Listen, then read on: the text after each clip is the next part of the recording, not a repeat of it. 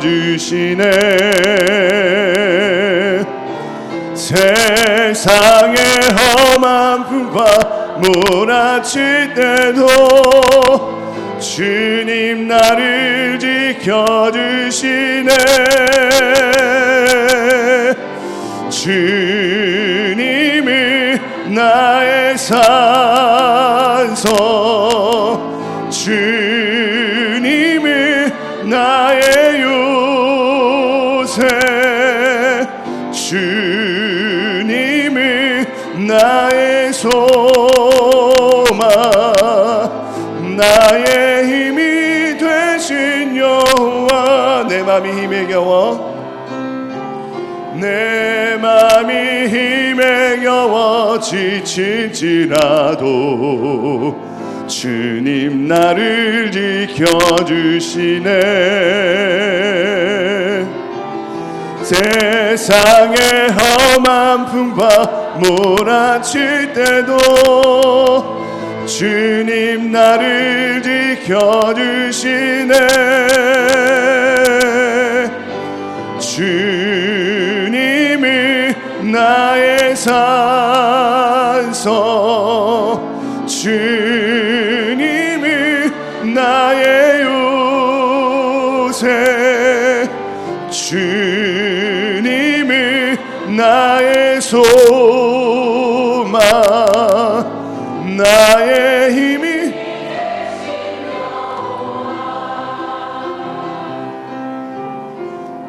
아무것도 두려워 말라. 한 번 더 찬양하겠습니다.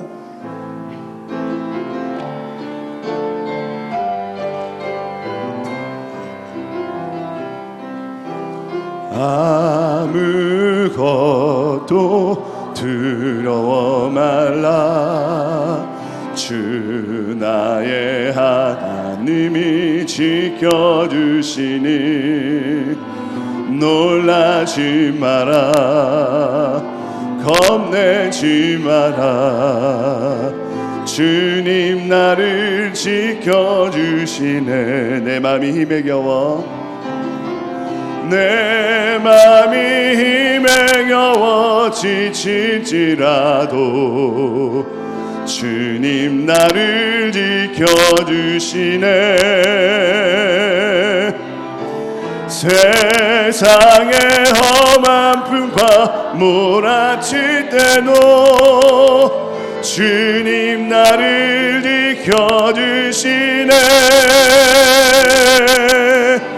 주님이 나의 산성, 주님이 나의 요새, 주님이 나의 소망, 나의 힘이 되신 여호와. 묵상함으로 수요 예배 드리게 드리겠습니다.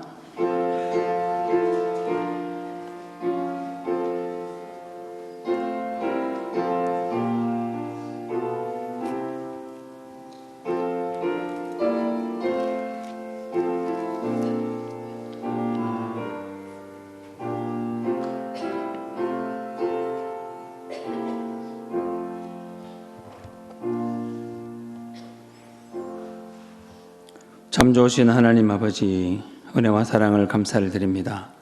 지난 주일 보내고 3일 동안 지켜주시고 이 시간에 주의 은혜를 사모하는 마음으로 주님 전에 와서 예배로 영광 돌려오니 우리의 예배를 기뻐 받으시고 하늘의 문을 열어주시사 신령한 은혜로 충만하게 채워 주옵소서.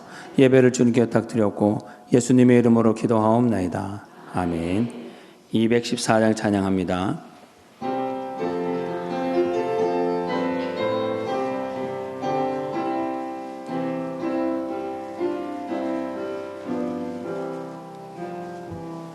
나 주의 도움 받고자 주 예수님께 빕니다. 그 구원 허락하시사 날 받아주소서. 내 몸 모습 이대로 주 받아주소서. 날 위해 돌아가신 주 날 받아주소서. 큰 죄에 빠져 영축을 날 위해 피 흘렸으니 주 형상대로 빚으사 날 받아주소서. 내 모습 이대로 주 받아주소서. 날 위해 돌아가신 주 날 받아주소서. 내 힘과 결심 약하여 늘 깨어지기 쉬우니 주 이름으로 구원해 날 받아주소서. 내 모습 이대로 주 받아주소서. 날 위해 돌아가신 주 날 받아주소서. 내 주님 서신 발 앞에 나 엎드렸으니 그 크신 역사 이루게 날 받아주소서. 내 모습 이대로 주 받아주소서. 날 위해 돌아가신 주 날 받아주소서.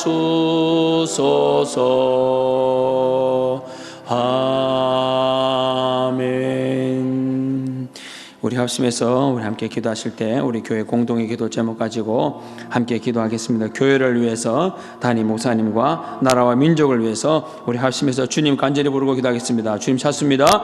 주여, 살아계신 하나님 아버지, 은혜와 사랑을 감사를 드립니다. 이 시간에 교회를 위해서 세우신 담임 목사님과 나라 민족을 위해서 온 성도를 마을 모아서 주님께 기도하며 나아가오니 우리의 기도를 들으시고 하나님 아버지 여기 적혀있는 기도 제목들 하나하나가 응답이 되어져서 우리에게 가운데 날마다 새로운 기도 제목들이 하나님께 올려질 수 있도록 은혜 내려 주옵소서. 우리에게 세우신 이 사명 가르치며 전파하고 치유하는 교회 되게 하는 이 사명을 가지고 나아갑니다. 하나님 영광 받아주시고 이 사명의 온 성도들이 마음을 모아서 하나님 담임 목사님과 함께 달려갈 수 있도록 주여 도와주옵소서. 주님이 주신 이 사명 달려가기에 여러 가지 방해 요소들이 있으나 하나님 방해 요소를 믿음으로 기도로 뚫어나가서 우리가 결국 하나님의 역사를 이뤄내는 우리 놀라운 한교회 될 수 있도록 역사해 주시옵소서. 이 시간에 또한 성령께서 주도하는 예배, 하나님께 영광 돌리는 그런 예배가 되게 도와줄 수 있기를 간절히 소망합니다. 그래서 우리 교회에서 드리는 모든 예배 가운데 주님께서 능력을 부어주시고 예배 가운데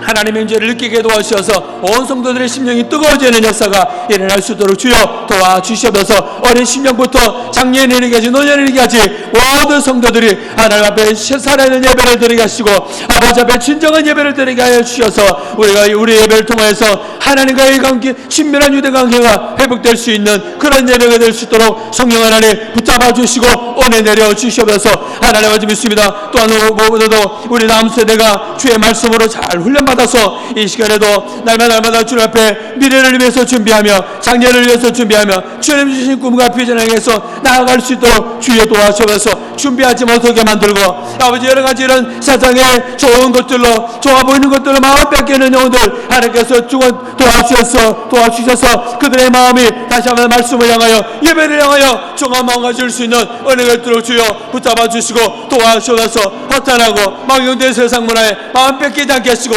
설령 마음 뺏겠다 할지라도 이곳에서 예배할 때에 말씀을 들을 때에 설교를 들을 때에 아버지가 기도할 때에 찬양할 때에 하나님을 만남으로 아버지와 사도 바울이 고백했던 모든 것으로 배설물을 느낄 수 있는 그 믿음의 결단이 우리 다음 세대 가운데 일어날 수 있도록 주여 도와주시옵소서. 세상 문화에 마음 뺏기지 않도록 주님 꼭 붙잡아 주시옵소서. 전대의 문을 활짝 열어주셔서 주님의 나라가 온전히 세워지는 그런 화원이 될 수 있도록 주여 도와주시옵소서. 화원을 살리는 교회, 대구를 살리는 교회, 따라와 인종을 살리는 교회, 나아가서 열방을 향해 주의 백성들을 살리는 그런 화원이 될 수 있는 능력의 재단 되어질 수 있도록 주여 붙잡아 주시옵소서. 하나님 믿습니다. 또한 사단전 건축에서 기도합니다. 이 사단전 건축이 속히 이루어질 수 있도록 은혜를 내리시고 아버지여 모든 건축인 일정 가운데 주께서 도와주셔서 하나도 막힘없이 순적하게 진행될 수 있는 은혜를 들어 주여 도와주셔서 이 주민 일대에 마음 사시는 모든 분들에게도 선한 마음 부드러운 마음을 다하여 주셔서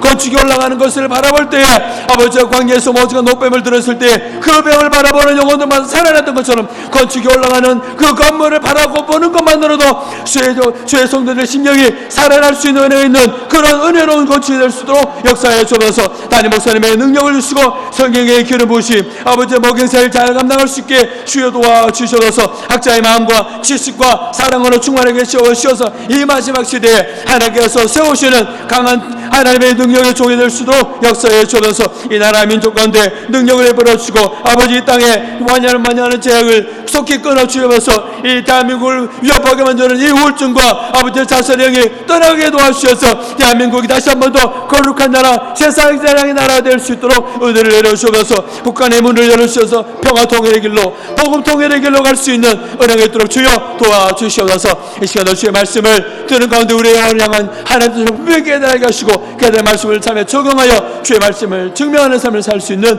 은혜가 있도록 주여 도와주시고 역사해 주시옵소서. 하나님께서 도와주실 믿습니다. 남미 집사님 기도하시겠습니다.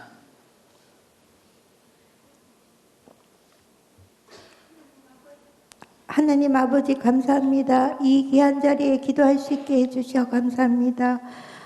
여기 하원교회 목사님, 부목사님, 사모님 또한 사역하시는 모든 분들 하나님이 건강을 지켜주시고 성전 건축이 하나님이 기쁘시게 받으시는 방해하는 모든 것들이 원만하게 잘 해결되길 원합니다. 방해하는 모든 것들이 원만하게 잘 해결되길 원합니다. 옛사람이 죽고 새로운 사람으로 사는 좁은 문을 선택할 수 있는 성도가 많은 성령이 살아있는 교회가 되길 또한 기도합니다. 하나님과 동행하는 삶이 되고는 싶은데도 세상 것에 발에 딛고 삶이란 무게란 핑계로 믿음은 택함 받는 사람에게만 주는 선물 모든 사람에게 주지 않는다는 것을 알면서도 늘 깨어있는 좋을 때만 늘 깨어 있으면 좋을 텐데 성령 충만하게 하여 주옵소서. 전 하나님 알기 전 부모 품에 있을 때는 부유함이 있었지만 지금 하나님을 알고 지금 힘들 때가 많지만 선택하라면 하나님을 만나 구원받고 지금이 훨씬 제가 좋습니다.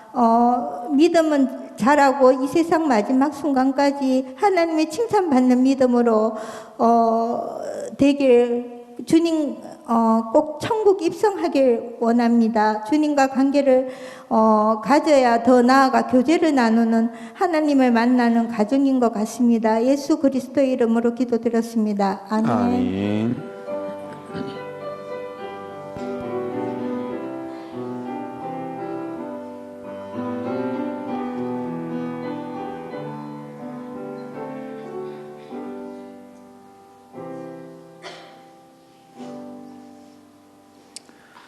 함께 보실 말씀은 사사기 13장 1절부터 7절까지입니다. 구약 384쪽 사사기 13장 1절부터 7절까지 말씀을 함께 봉독하도록 하겠습니다.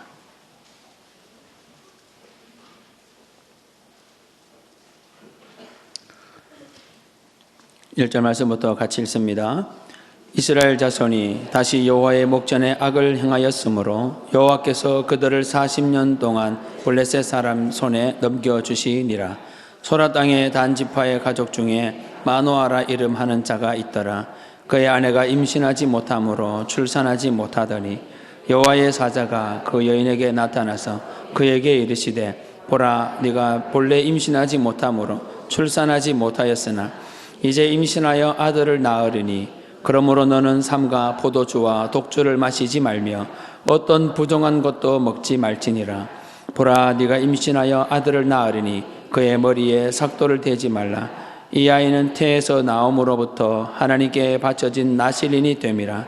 그가 블레셋 사람의 손에서 이스라엘을 구원하기 시작하리라 하시니 이에 그 여인이 가서 그의 남편에게 말하여 이르되 하나님의 사람이 내게 오셨는데 그의 모습이 하나님의 사자의 용모 같아서 심히 두려움으로 어디서부터 왔는지를 내가 묻지 못하였고 그도 자기 이름을 내게 이르지 아니하였으며 그가 내게 이르기를 보라, 네가 임신하여 아들을 낳으리니 이제 포도주와 독주를 마시지 말며 어떤 부정한 것도 먹지 말라.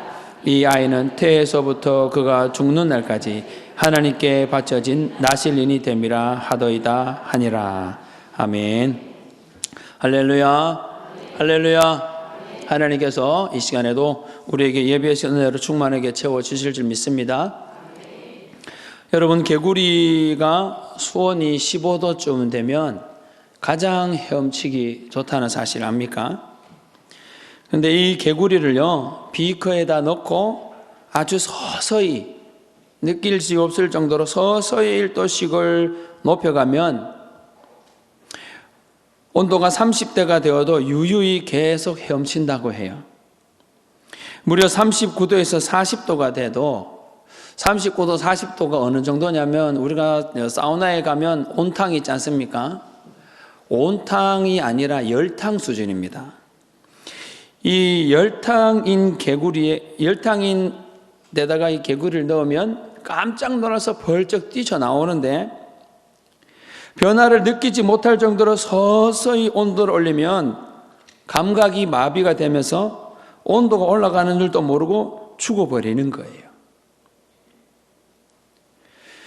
그렇게 푹 삼겨 죽는 것을 블로이드 플로그라는 유명한 단어가 이 백과사전에 기록될 만큼 유명한 이야기입니다. 그런 비커 속에 삼겨진 개구리 이야기와 같은 것이 오늘 본문에도 언급이 됩니다. 이스라엘 백성들이 바로 거기에 해당되는데요. 왜 이스라엘 백성들이 비커 속 개구리와 같냐고 하면 우리 1절 말씀을 같이 한번 다시 보겠습니다. 1절 다시 보십시오. 시작. 이스라엘 자손이 다시 여호와의 목전에 악을 행하였으므로 여호와께서 그들을 40년 동안 블레셋 사람의 손에 넘겨주시니라. 아멘. 이스라엘 자손이 다시 여호와의 목전에 악을 행하였으므로 여호와께서 그들을 대적의 손에 넘겨주셨다고 하는데 이 말이 이제는 전혀 새롭지도 않습니다. 하도 반복이 되니까 그렇죠. 제가 화원교회에서 수요예배 때마다 설교하는 것이 바로 줄곧 사사기 말씀을 전하지 않았습니까? 맨 처음 사사기를 시작할 때 이 사사기에 나오는 전형적인 패턴을 소개해드렸는데 혹시 기억납니까? 사사기에 나오는 패턴이 첫 번째는 평화가 있습니다. 평화가 오고 너무 편안하니까 사람들이 백성이 타락을 하지요. 타락을 하면 하나님의 심판이 있습니다. 그러면 심판을 통해 고난을 받은 이스라엘 백성들이 하나님께 간구를 하지요. 간구를 하면 하나님이 사사를 보내서 구원을 하게 하고 그 이후에 다시 평화가 오고 평화가 오면 다시 타락을 하고 타락을 하면 심판 그리고 고난, 간구, 구원, 평화 이것이 계속 대반복이 됩니다. 이게 지금까지 살펴본 사사기에 나오는 전형적인 패턴인데요. 이렇게 반복이 되는 사이클이 가면 갈수록 이 나아지면 얼마나 좋겠습니까? 그러나 점점 나아지는 것이 아니라 점점 하향을 하는 거예요. 가라앉습니다. 바닥까지 가는데 어디까지 바닥이냐? 1절을 우리 다시 한번 보십시오. 1절 시작. 이스라엘 자손이 다시 여호와의 목전에 악을 행하였으므로 여호와께서 그들을 40년 동안 블레셋 사람의 손에 넘겨주시니라. 사실은요, 13장이 오기 전에 뭐가 와야 되냐면 평화가 오고 타락이 오고 심판, 그 다음에는 뭐가 와야 됩니까? 하나님의 심판을 받고 백성들이 겪는 고통이 와야 돼요. 그리고 그 고통 속에서 이제 정신을 차리고 하나님께 하나님 살려주십시오 라고 회개하는 간구의 모습이 나와야 되는데, 그런데 오늘 13장에는 이런 사이클이 깨집니다. 고통이 없습니다. 그리고 그 고통에 따른 이스라엘의 한 맺힌 기도도 없는 거예요. 왜 그럴까요? 고통스럽지 않아서 그렇습니까? 아무런 문제가 없어서 하나님 앞에 매달려지 않아서 그럴까요? 정확히 말하면 고통을 느끼지 못해서 그렇습니다. 이것을 고통 불감증이라고 하죠. 이게 심각한 것이 어느 정도냐면, 여러분 병원에 가면 보통 가벼운 환자들이 있는 병실은 시끄럽지요. 아프다고 소리도 지르고 진통제 좀 더 놔달라고 말도 하고 병문안에 오는 사람들로 시끌벅적합니다. 그런데 중환자실 가보면, 집중치료실에 가면 그곳에 있는 것은 정막뿐이에요. 조용하지요. 아무 말이 없습니다.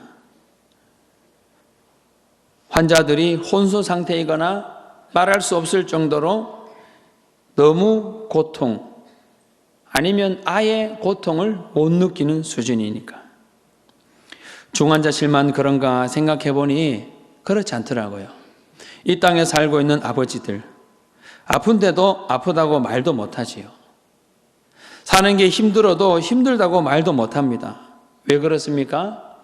워낙 그렇게 오랜 세월을 살아와서 그렇습니다. 아버지만 그럴까 생각해 보니 그렇지 않더라고요. 오늘 살아가는 모든 부모 세대는 아파도 힘들어도 내색을 못하지요. 그런데 실제로 아프지 않았습니까? 실제로 괜찮습니까? 아프면 아프다고 말이라도 해야 되는데, 힘들면 죽을 것 같다고 말을 해야 되는데, 소리라도 쳐야 되는데, 여러분, 우리가 진짜 성도라면 하나님 앞에 매달려야 하지 않겠습니까? 고통 가운데 있다면 하나님께 살려달라고 소리를 치고 부르짖어 기도해야 되지 않겠습니까? 고통 속에서 하늘만 바라보고 있는 것, 그건 인내가 아닙니다. 그건 그냥 체념이라 해도 과언이 아니지요. 개구리로 말하면 그냥 삶겨지고 있는 중인 겁니다. 바닥에 불이 올라와서 뜨겁습니까? 그러면 부르짖어야 되죠. 너무 오랫동안 나를 가두어 두었던 이 시험관 속에서 나도 모르는 사이에 푹 삶겨지는 개구리와 같은 그런 그리스도인이 한 분도 없기를 바랍니다. 그래서 오늘 저는 잠든 채로 살아가고 있는 이스라엘을 하나님이 어떻게 깨우시는지 이것을 살펴보고, 오늘 어쩌면 오늘 저와 여러분 속에서 시험관 개구리와 같이 어쩌면 죽어가고 있는 영혼일지도 모르는데 어떻게 하면 깨어날 수 있는지를 말씀을 통해서 한번 찾아보려고 합니다. 자, 그러면 어떻게 해야 깨어날 수 있을까? 따라 하십시다. 세상의 기준을 분별해야 합니다. 예, 여러분, 우리는 지금 교회 안에 있습니다. 교회 안에서 이 문을 뒷문을 열고 나가면 무엇이 우리를 기다리고 있습니까? 교회 안에 있을 때는 기도도 하고 말씀도 듣고 찬양도 하고 나름 은혜로운 상태, 그러니까 은혜 충만한 상태로 저 문을 열고 나가면 맨 먼저 만나는 것이 무엇입니까? 아직 잘 다듬어지지 않는 나와 맨 먼저 만나지요. 그게 어디입니까? 바로 주차장입니다. 예배를 마치고 나가는데 누가 맨 앞에 차를 빼지 않는다면 참 속상하지요. 또 전화를 했는데 전화도 안 받으면 정말 속상합니다. 그래서 막 황송하게 죄송합니다 막 뛰어오면 그냥 기다렸다가 가면 되는데 꼭 한마디 해야 되죠. 우리는 반대로 다른 사람이 어떻게 되든 나만 편하면 된다는 생각에 주차할 때 차를 빼기 쉬운 장소에 대놓는 바로 어떤 나의 모습입니까? 이기적인 내 모습입니다. 그런데 이 이기적인 모습이 주차장뿐에만 있는 것이 아니라 본당에 들어와서도 있습니다.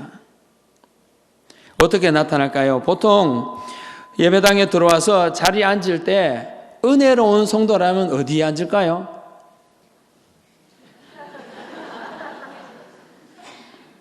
왜 웃습니까? 맨 앞에는 당연한 거 아닙니까?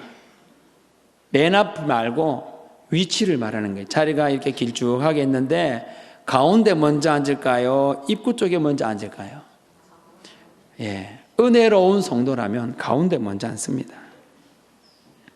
왜 그렇습니까? 나중에 오는 분이 자리에 앉게 좋게 하려고 그렇게 가운데 먼저 앉지요.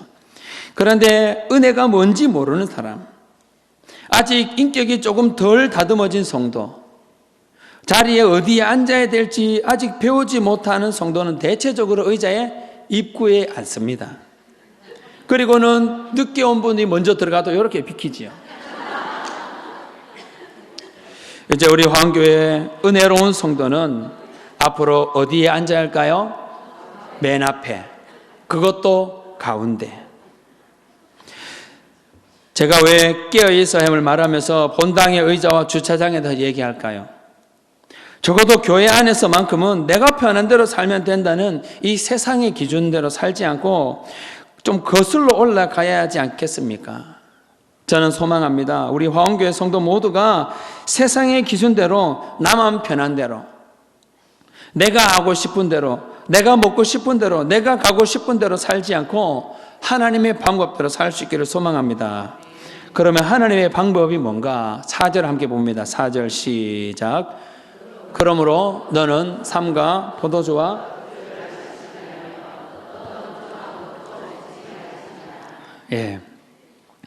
여러분 수요 예배에 나올 정도라면 다 아실 겁니다. 성경에 포도주와 독주를 마시지 말고 또 부족한 것은 어떤 것도 먹지 말라 하는 이 법이 누구와 관련이 있습니까? 나실인 맞습니다. 민수기 6장에 언급된 이 나실인의 규례인데요. 왜 하나님은 포도주와 독주를 언급할까요? 여기서 말하는 포도주와 독주를 마시지 말라는 것이 단순 술을 먹지 말라는 것에 머물면 안 됩니다. 포도주와 독주는 누가 마시는 겁니까? 하나님을 알지 못하는 사람들. 그러니까 이스라엘 백성들 주위에 같이 살고 있는 블레셋 사람들. 이 블레셋 사람들과 함께 섞여 살면서 그들의 문화에 마음을 빼앗기지 말라는 말 아닙니까? 그렇기 때문에 나실인, 즉 하나님의 백성들이 멀리해야 할 것은 술만이 아니라, 따라하겠습니다. 땅에 속한 누림과 즐거움을 멀리해야 합니다. 여러분 이 땅에 속한 것이 포도주, 독주만이 아닌 줄 이제 아시겠습니까? 교회 밖의 사람들, 하나님의 은혜가 뭔지 모르는 사람들은 자기만을 위해서 살아요. 요즘 세상 사람들은 그런 핑계를 대지요. 월요일에는 원래 술 마시고, 화요일은 화가 나도 술 마시고, 수요일은 수시로 마시고, 목요일은 뭐 그렇게 마신다고 합니다. 그런데 여러분, 하나님의 백성들은 그렇게 살면 안 되지요. 월요일은 원래 기도하는 날입니다. 화요일은 화가 나도 기도하는 날. 수요일은요, 수시로 기도하는 날입니다. 목요일은 목청껏 주여 하는 날입니다. 금요일은요, 금방 기도하고 또 기도하는 날. 토요일이 중요한데 토 나올 때까지 주여. 주일은 주구장창 기도해야 됩니다.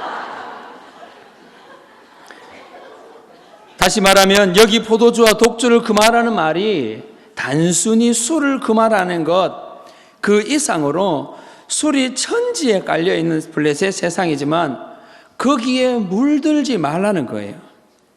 세상 안에 있지만 세상에 살지만 세상에 물들지 않는 그리스도인, 자신의 편리, 자신의 가족, 내 자녀, 내 재산, 내 건강, 내 기분, 그것만 추구하는 삶을 따라 살지 말라고 지금 하나님께서 우리에게 나시린의 기준 중에서도 포도주와 독주를 말하고 있는 것 아닙니까?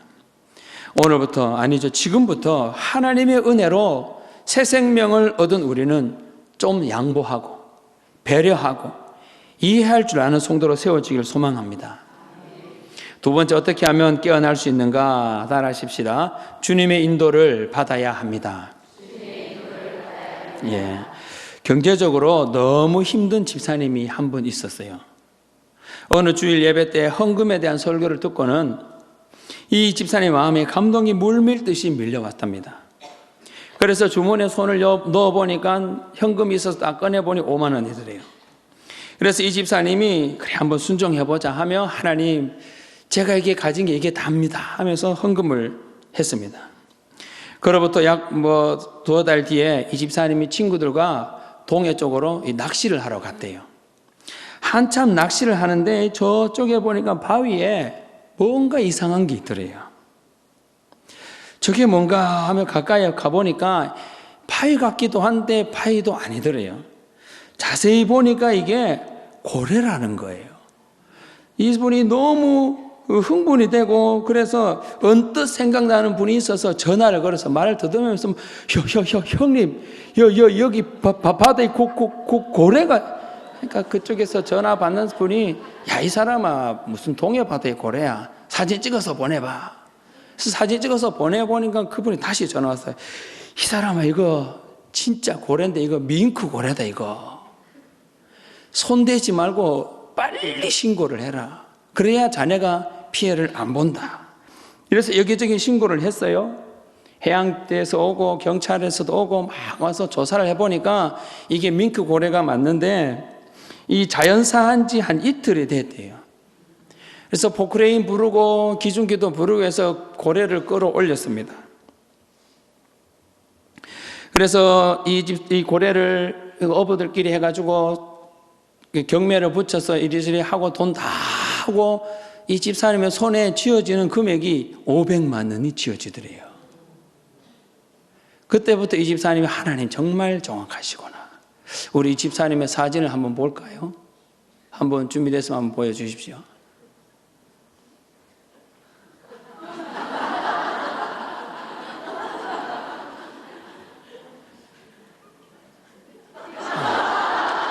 제가 아닙니다. 이 집사님이 너무 신기해서 그 사진을 찍어서 자기 집에다가 걸어놨다는 겁니다. 이 집사님을 도와준 그 형님이 없었다면 집사님은 밍크고래라는 이 욕심에 그거 내 거야 하고 자기 재산권을 행사했다면 보호동물을 죽게 만든 사람으로 오인받아서 벌금을 맞을 뻔했는데 그 형님의 도움으로 오히려 수입이 생긴 것 아닙니까? 여러분, 이처럼 우리도 세상을 살기 위해서 누군가의 도움을 받아야 돼요. 그 도움은 다름 아닌 예수님의 도움을 받아야 할 줄 믿습니다. 우리는 스스로 깨어있을 수 없습니다. 어떻게 하면 깨어있을 수 있느냐? 5절을 같이 한번 보겠습니다. 5절 같이 보십시오. 시작. 보라, 내가 임신하여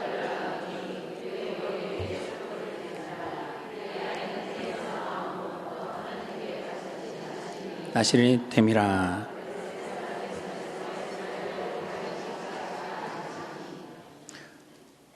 나시린의 두 번째 규례는 바로 머리에 삭도를 대지 말라. 그러니까 머리카락을 자르지 말라는 말 아닙니까? 그러면 머리에 칼을 대지 않는다는 것이 어떤 의미일까요? 한번 따라 하십시다. 주님의 머리 되심을 인정하고 주님의 인도를 받는 것. 맞습니다. 단순 머리카락을 자르지 않아야 하면 물론입니다.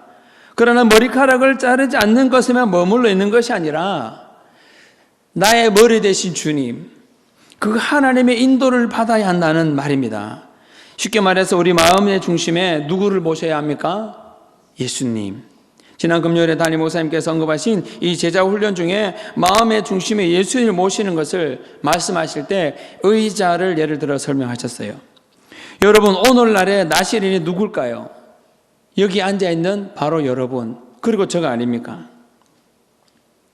그런 의미에서 우리 마음 중심에 내가 앉아있는 것이 아니라, 내 기준이 앉아있는 것이 아니라 하나님이 앉아있도록 하는 것, 나의 모든 결정권을 하나님께 내어드리는 것, 그게 뭐라고요? 우리 머리에 삭도를 대지 않는 것, 구체적으로 예수님을 나의 머리로 인정하는 겁니다. 그렇게 주님의 인도하심을 받아 순종하며 따라갈 때 우리 영이 깨어날 줄로 믿습니다. 세 번째, 우리 영이 깨어나려면 어떻게 해야 될까? 한번 따라 하십시다. 도망쳐야 합니다. 나시린의 세 번째 규례는 오늘 본문에는 언급되지 않지만 민수기 6장에 찾을 수 있는데, 민수기 6장 6절을 함께 보시겠습니다. 6장 6절 같이 읽습니다. 6장 6절 시작. 자기 몸을 구별하여 여호와께 드리는 모든 날 동안은 시체를 가까이 하지 말 것이요. 나시린은 시체로부터 멀리 한다는 말이 어떤 말이냐? 단순히 죽은 시체를 만지지 말라는 것에서 머물지를 말아야 되는 겁니다. 저는 지난주 월요일이에요. 차를 깨끗하게 세차를 했습니다. 깨끗하게 세차를 한 다음에 이 차를 낙엽이 떨어지는 나무 밑에 주차를 했더니 그 다음날 차가 엉망이 됐습니다. 깨끗하게 세차한 차를 깨끗하게 관리하고 싶은 건 누구나 다 바라는 거죠. 마찬가지입니다. 나실인으로 시체를 멀리 해야 하는 것이 바로 그런 이유입니다. 나실인이 시체를 가까이 하면 안 되는 이유, 그것이 어떤 의미인지 한번 더 따라 하십시다. 영적인 죽음의 요소로부터 떨어져야 합니다. 여러분, 깨끗이 세차한 차를 낙엽이 떨어지고 있는 나무 아래 주차하지 않는 그 이유는 깨끗한 차 더럽게 안 하려고 하는 거죠. 마찬가지로 우리가 교회 안에서 예배 때 찬송도 부르고 기도도 하고 금요일엔 담임 목사님께 안수 기도도 받고 나름 영적으로 깨끗하게 되었어요. 설교를 듣고 은혜 받고 이제 좀 거룩하게 성결하게 세상과는 좀 구별된 삶을 살려는 마음을 먹었다고 한다면 우리의 영적인 이 깊은 은혜를 어떻게 해야 됩니까? 잘 키워나가야 되죠. 그렇게 지키는 것이 바로 떨어지는 겁니다. 특히 무엇으로부터요? 영적인 죽음의 요소로부터. 그럼 영적인 죽음의 요소는 뭡니까? 우리 일상에서 우리 영성 생활에 방해되는 모든 것들로부터 떨어져야 됩니다. 기도하지 못하게 하고 성경 읽지 못하게 하고 찬송하지 못하게 하는 것들로 떨어져야 되죠. 그런데 사실 요즘 우리 삶에 이런 영적인 방해 요소가 많이 있습니까? 적지요. 누가 여러분에게 성경 읽지 못하게 방해를 합니까? 누가 우리가 기도하면 생명의 위협을 주기라도 합니까? 전도하지 못하게 합니까? 몇몇의 케이스를 제외하고는 대부분 우리에게 이 신앙의 열심을 방해하는 것은 외부에 있는 것이 아니라 우리 내면에 있습니다. 그게 뭘까요? 영적인 게으름입니다. 그리고 영적인 나태함, 그리고 영적 연약함도 여기에 포함됩니다. 최근 이 모 연예인의 자살에 대한 인터넷 기사가 뜨면서 다시 한국 사회에 어지럽게 만드는 것이 이 자살의 마음인데요. 여러분, 그 연예인이 자살하게 된 결정적인 요인은 바로 악플 아닙니까? 이게 뭐냐면 악성 댓글입니다. 그런데 그 악플이 정말 그 연예인의 진짜 모습이 아니라는 거예요. 사람이라면 누구나 다 단점 하나씩 가지고 있기 마련이죠. 그 자신과의 단점, 자신의 실수를 몇몇의 인터넷 누리꾼들이 그걸 계속 올리니까 그 연예인이 그걸 묵상하기 시작한 겁니다. 계속 묵상하다 보니까 결국 자신의 최대 장점과 진정한 자신의 모습을 묵상하기보다는 나는 부족해. 나는 이것도 안 돼. 이것도 못하고 저것도 안 되고. 나는 왜 이렇게 실수가 많지? 자꾸만 그렇게 생각이 들다가 결국 극단적인 선택을 한 거 아닙니까? 우리 역시도 영적인 연약함으로 인해 마귀의 공격에 속수무책으로 당하는 것이 있지요. 저는 이것을 영적 악플이라고 말씀드리고 싶습니다. 여러분, 악플이 인터넷만 존재하는 것이 아니라 우리의 일상에도, 특히 교회 안에도 존재한다는 사실을 아십니까? 누가 무심결에 던진 말 한마디, 농담으로 던진 그 말 한마디가 어느새 내 마음에 뿌리를 내리고 그것이 자라나서 어느 순간 내 모습이 되어버리는 경우가 많습니다. 더 이상 그 말에 대해 우리가 자유롭지 않고 결국 그것이 그 말 한마디 때문에 우리 영적 성장을 방해받습니다. 그리고 그런 말을 한 사람에 대해서도 섭섭해하고 오해하게 만들지요. 관계를 파괴시킵니다. 여러분, 이거 누가 조장하는 겁니까? 누가 원하는 겁니까? 누가 이런 영적 악플을 우리 마음에 심습니까? 사탄 마귀입니다. 사실 따지고 보면 소문은 소문일 뿐입니다. 그것은 진짜 여러분의 모습이 아니에요. 그리고 그런 소문을 퍼뜨린 사람도 어떤 악한 감정을 한 것이 아닙니다.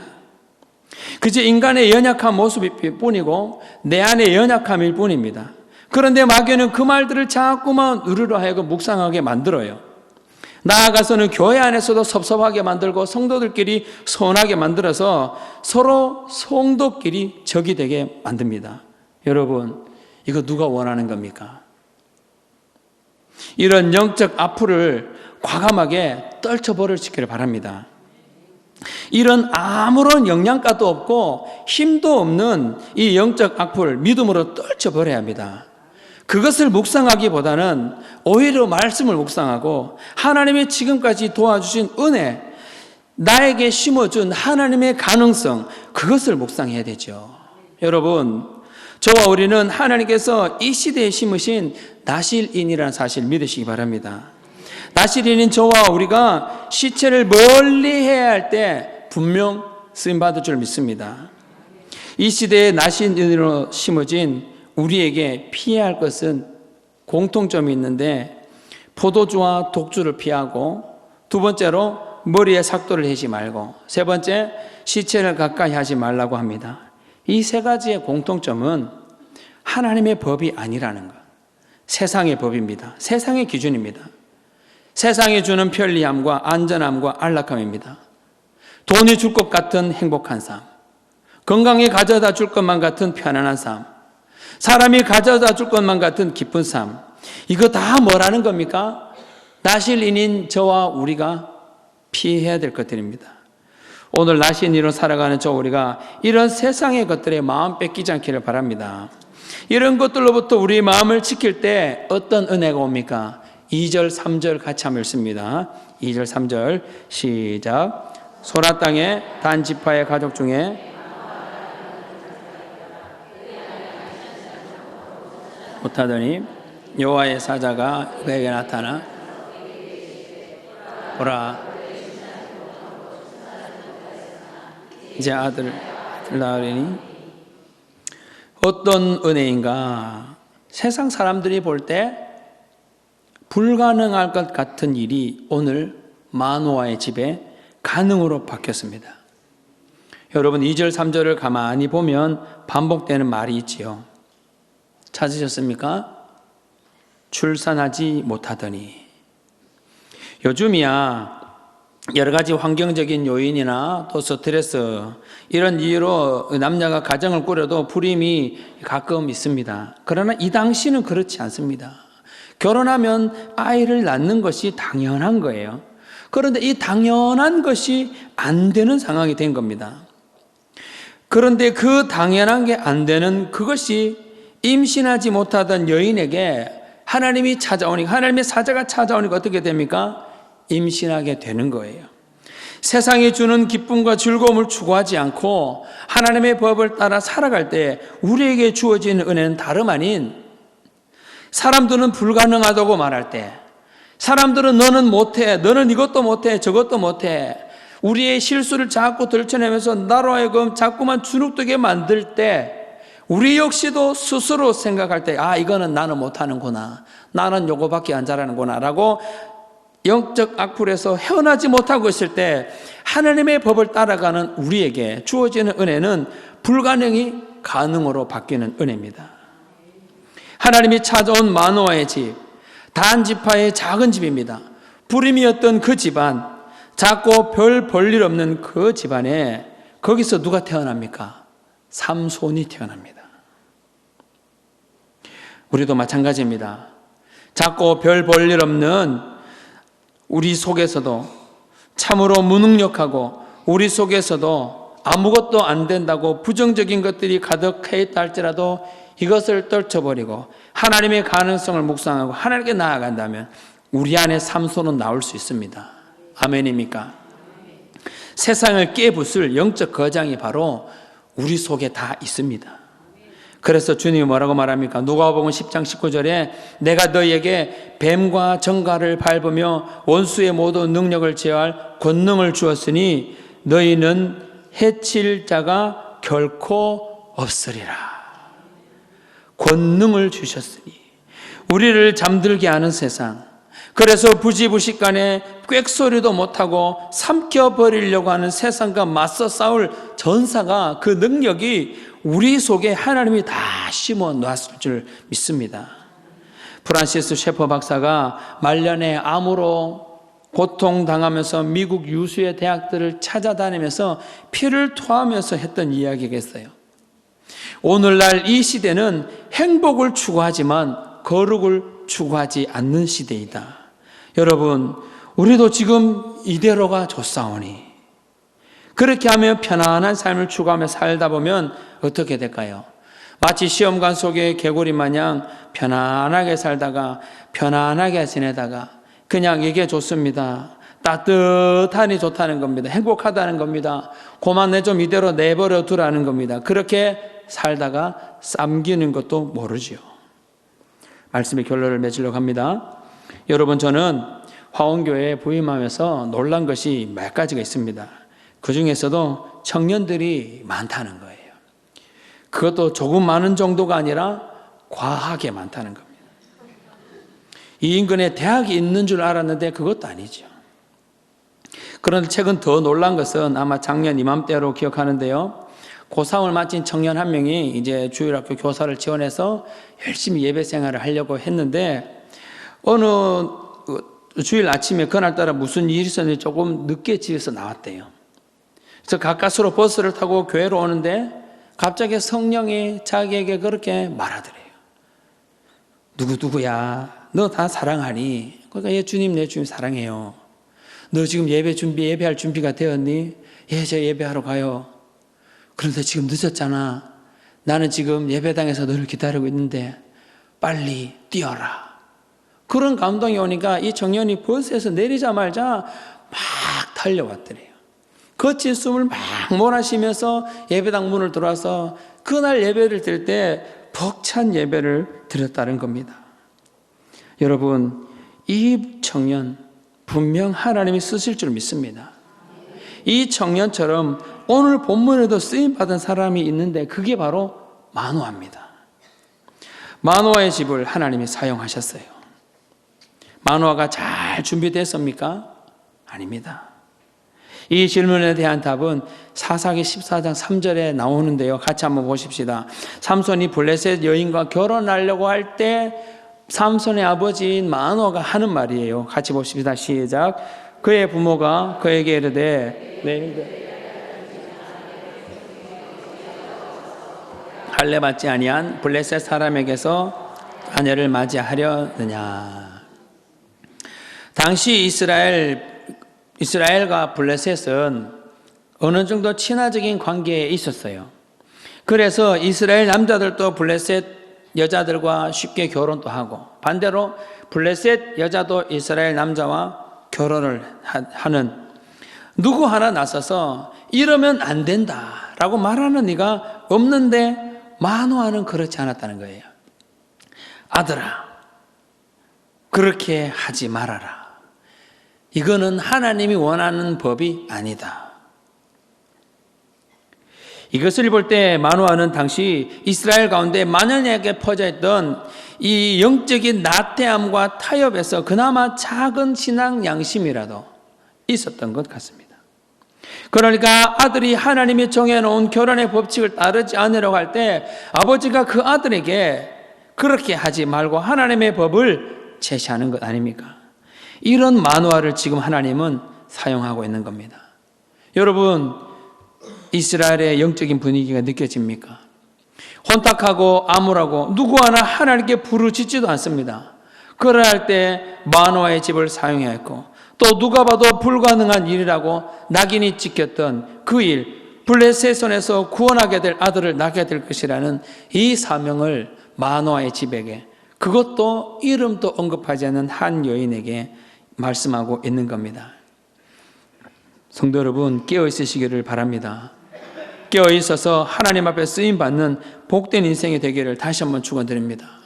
기도하지 않아도 되고 말씀 읽지 않아도 되고 그런 영적인 흐름 속에서 뭐 다들 그렇게 하는데 뭐라고 하지 말고 강한 물줄기를 거슬러 올라가는 연어처럼 아무도 기도하지 않고 아무도 예배하지 않고 모두가 서로에게 상처를 줘서 다 상처 속에서 이것이 정상이 마냥 그것만 묵상하고 있는 이 시대에 하나님의 가능성을 묵상함으로 깨어있는 성도가 되어 하나님 앞에 예배자로 쓰임받는 복된 인생이 될 수 있기를 주님의 이름으로 축원드립니다.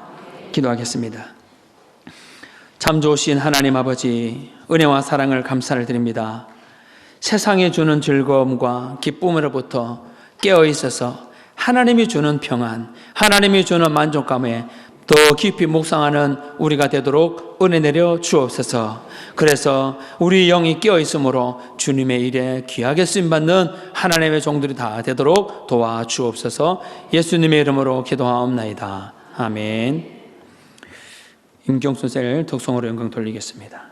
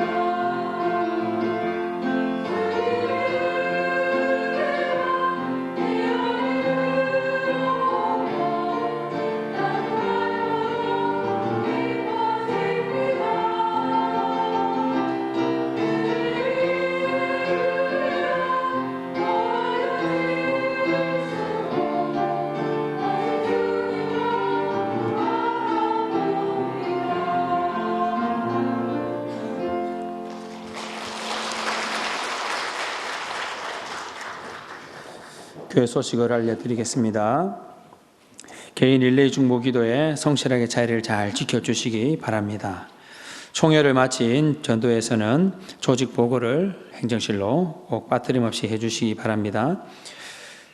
이번 토요일 오후 1시 익산 3.1교회당에서 곽효춘 집사 환정혜 권사의 장녀 은혜양의 결혼식이 있습니다.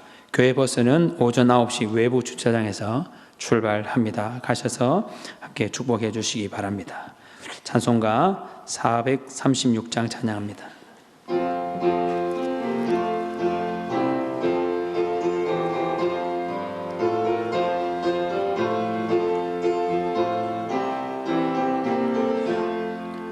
나 이제 주님의 새 생명 얻은 몸 옛것을 지나고 새 사람이로다.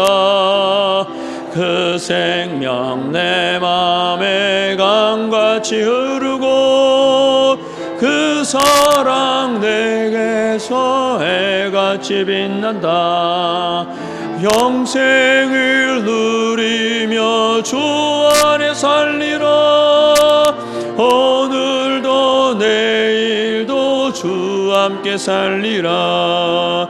주 안에 감추인 새 생명 얻으니 이전에 줬던 것 이제는 값없다.